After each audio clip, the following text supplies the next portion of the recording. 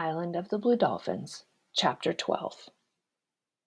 Many years before, two whales had washed up on the sandspit.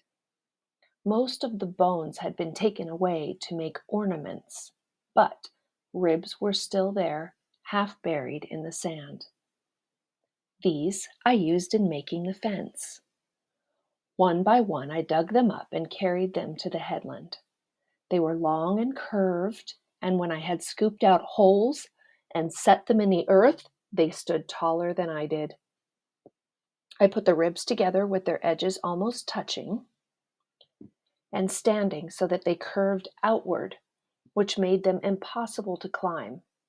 Between them, I wove many strands of bull kelp, which shrinks as it dries and pulls very tight. I would have used seal sinew to bind the ribs together, for this is stronger than kelp, but wild animals like it and soon would have gnawed the fence down. Much time went into this building. It would have taken me longer, except the rock made one end of the fence and part of a side. For a place to go in and out, I dug a hole under the fence, just wide and deep enough to crawl through. The bottom and sides I lined with stones. On the outside, I covered the hole with a mat woven of brush to shed the rain, and on the inside with a flat rock, which I was strong enough to move. I was able to take 8 steps between the sides of the fence, which gave me all the room I would need to store things I gathered and wished to protect.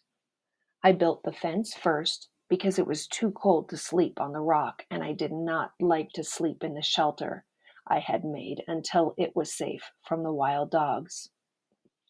The house took longer to build than the fence because it rained many days and because the wood which I needed was scarce.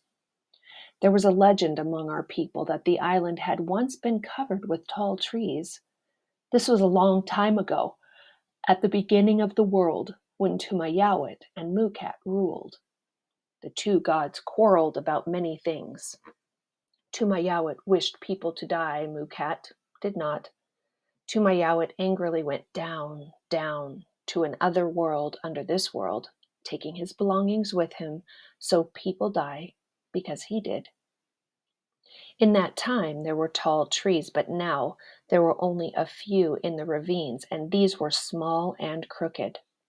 It was very hard to find one that would make a good pole. I searched many days, going out in the morning and coming back at night before I found enough for the house. I used the rock for the back of the house, and the front I left open, since the wind did not blow from this direction. The poles I made of equal length, using fire to cut them as well as a stone knife, which caused me much difficulty because I had never made such a tool before.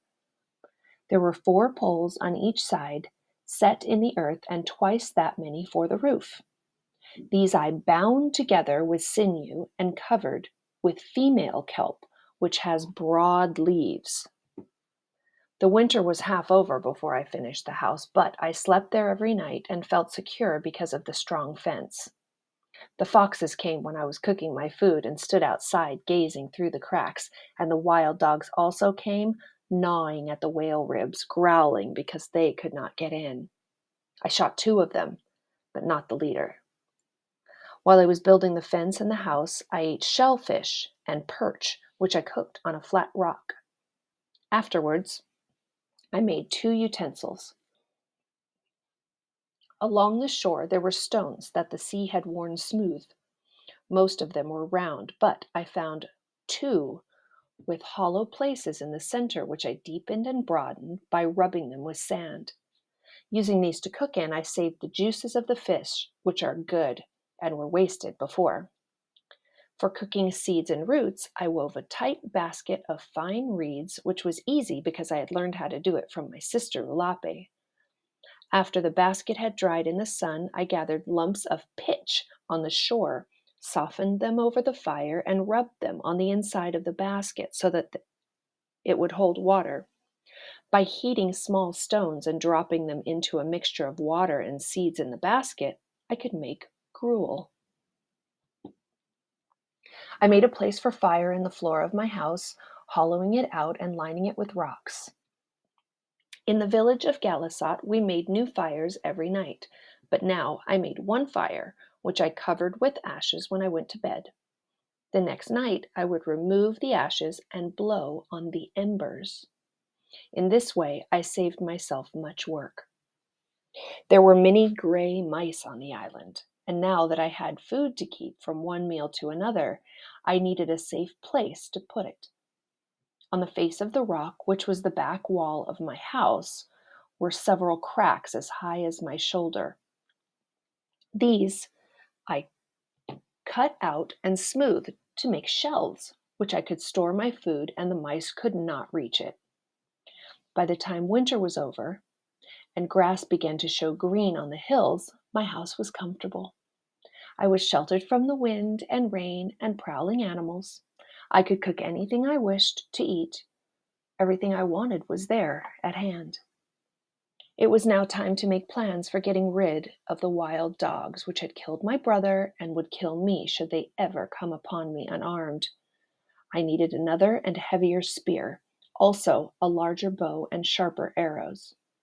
To collect the material for these weapons, I searched the whole island, taking many suns to do it. This left only the nights to work on them. Since I could not see well by the dim fire I used for cooking, I made lamps of the dried bodies of little fish, which we call seisei. The seisei is the color of silver and not much bigger than a finger. On nights when the moon shines full, these little fish come swimming out of the sea in schools, so thick that you can almost walk on them. They come with the waves and twist and turn on the sand as if they were dancing.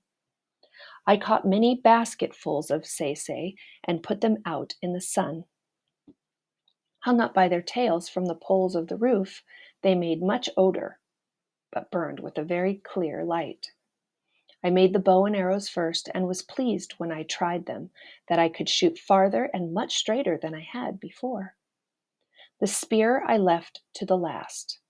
I wondered, as I smoothed and shaped the long handle and fitted a stone collar around the end, both to give the spear weight and to hold the spear point, if I could make this point the way the men of our tribe did, from the tooth of a sea elephant. Many nights I thought about it, wondering how I could possibly kill one of these great beasts. I could not use a net of kelp because that needed the strength of several men. Nor could I remember that a bull elephant had ever been killed with an arrow or with a spear. Only after they had been caught in a net were they killed, and then with a club. We killed many cows for their oil, using spears, but the teeth were not large. How I would do this I did not know. Yet the more I thought about it, the greater was my determination to try, for there was nothing to be found on the island that made such good spear points as the tusk-like teeth of the bull sea elephant. And that's the end of chapter 12 of Island of the Blue Dolphins.